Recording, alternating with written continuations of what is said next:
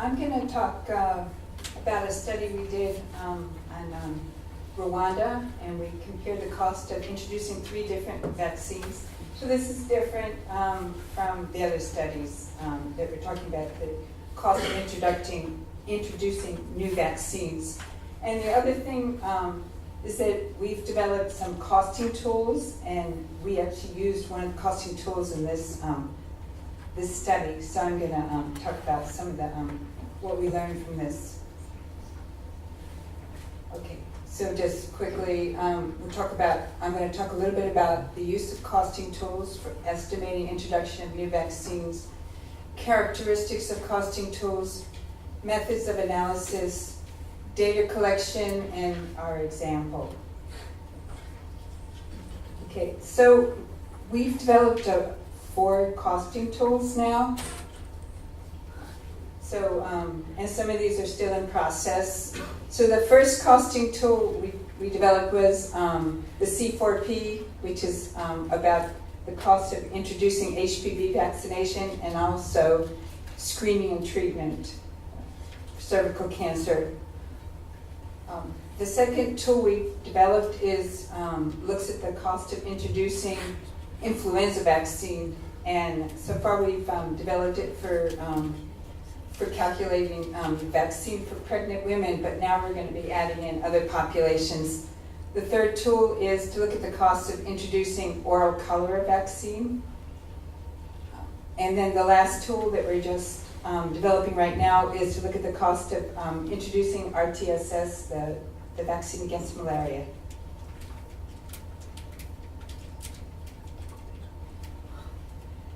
So this differs, like I said, from the other analyses that were presented today, because it's most of these tools, the idea was to introduce this to help countries plan the introduction of new vaccines.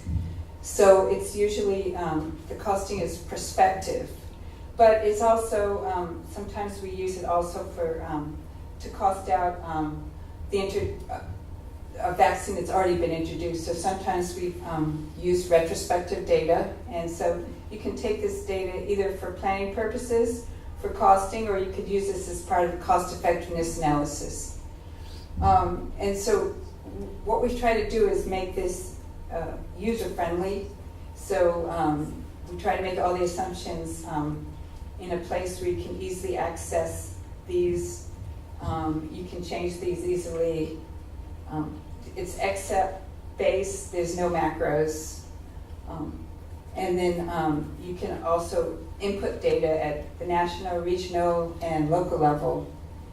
And so it's used for a decision-making tool for strategy development. And just to tell you, for these tools, we validated them by taking existing data and putting them in, and then also we piloted it, so we were able to check out our data. So the methods that we use for the costing is we use an ingredients approach, but with the option also to use an expenditure approach, because it's also sometimes difficult to get the sufficient data on ingredients. The perspective is public health provider provision. And then the tool calculates both financial and economic costs. The idea being that governments or policymakers often want to know what the cost would be to the country, to the national program, and not just the economic costs, but it also calculates economic costs. And then it calculates recurrent and capital costs, and then it looks at outputs. And just a further thing, this is somewhat similar to PROVAC in that we try to have a process where the stakeholders are involved in the decision making on the stakeholders. So when we've introduced these tools into countries, we've had workshops with all the stakeholders to discuss what the best assumptions should be and what sources of data they should use. And when you do that, you need facilitators. But ultimately, it's best if the tool's operated by people who are going to use the results. So we set up a process for the C4P for example, where there's regional trainings, and the people from the region actually usually gather the data for the tool. And then we have data collection forms. And the way we collect the data is we have interviews with program managers, and then visits to urban and rural health centers and hospitals, and then sometimes time and motion studies. So I'll skip this right now.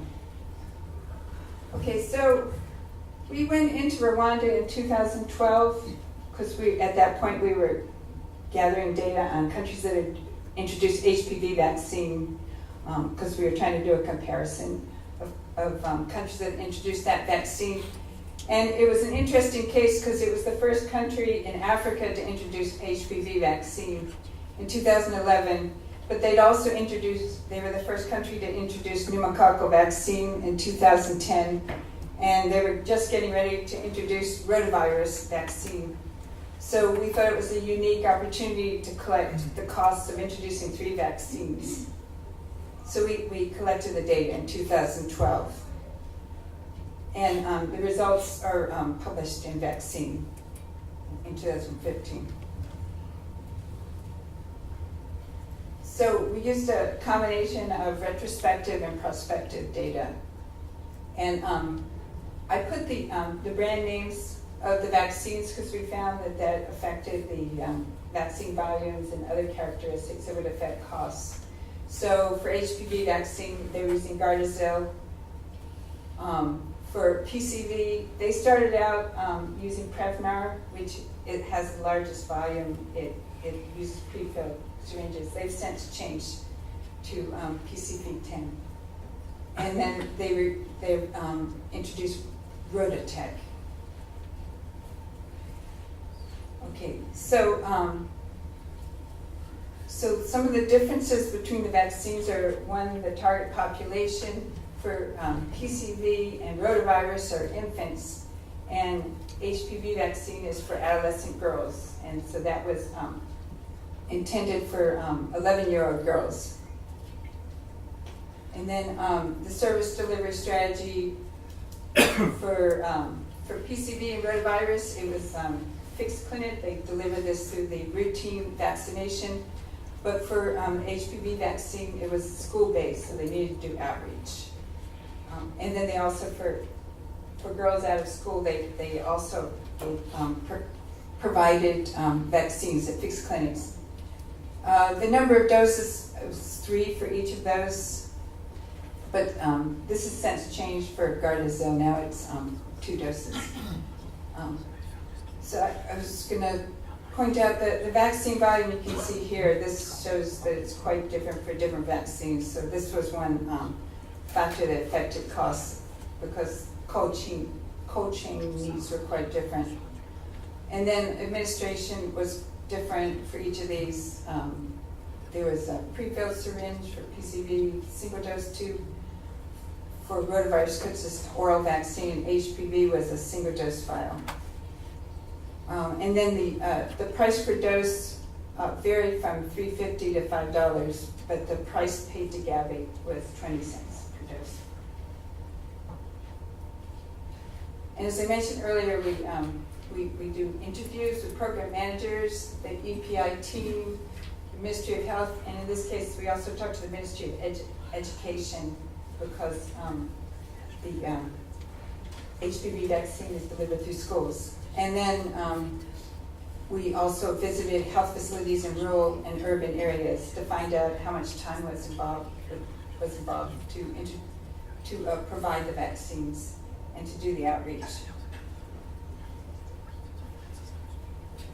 So these are the cost categories. We've collected information.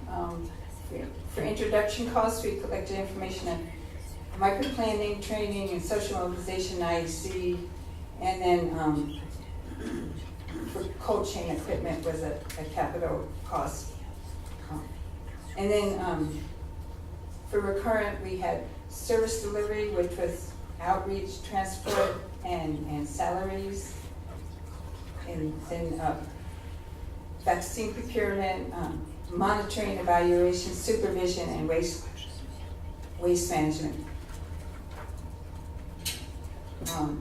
So I think I mentioned mostly, but we went to the immunization program, we had interviews, we talked to the Ministry of Health, we used data from the Bureau of Statistics, the CMYP, and then the external partners.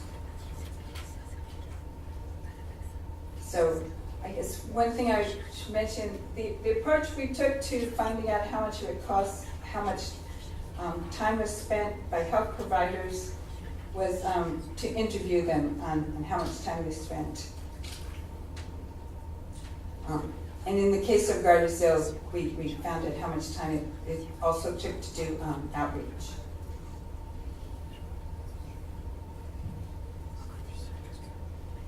So I'm showing the economic costs. So basically we found that the cost per dose, including the vaccine, ranged from $6 for PCV to $11.73 for HPV. If you look at the delivery costs, it was pretty similar for PCV and rotavirus because it was done through the health facilities and the routine program. But it was much higher for the HPV vaccine because they did outreach. And then we also looked at the cost of introducing the 3 doses. You can see it ranged from $18 to $36.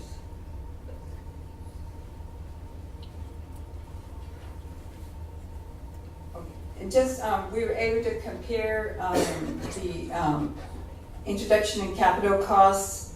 So we found that, I should say that these are all annualized. So that's why there's quite low cost for some of these. But the largest cost was for the cold chain for rotavirus because of the vaccine volume. And then for Gardasil, they had very high costs for social mobilization because this is a vaccine that requires more IEC because it's only given to girls of a certain age, and they had to have very intensive social mobilization.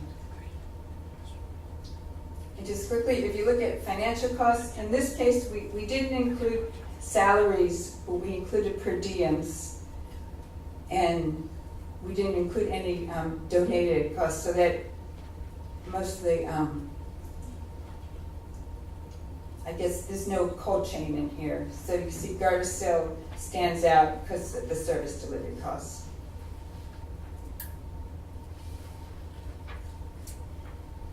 And then here's the economic costs. And you see the HPV still stands out in this case. Okay. So just quickly, we found that the annual cost of new vaccines differ due to the vaccine presentations, the vaccine prices, and the service delivery strategy. And obviously, HPV vaccination is more expensive because it requires outreach. And just a note, in Rwanda now they have changed the service delivery strategy to have it in facilities. So, and they also lowered the number of doses, so the price has gone down since then. We found there was substantial health personnel time involved in the introduction, and that it was particularly important to have a social mobilization IUC for some vaccines. And then there were some cases where they could achieve synergies through combining vaccines with other activities. There were, of course, this is not a facility-based analysis, so we weren't able to look at some of the differences between facilities in this case. But we did find that using the costing tool made it easier to look at the cost of introducing new vaccines, because we could have similar cost categories. We could easily see when there were inconsistencies, and then the tool had certain plugins that made it easy to calculate some of the costs. That's it.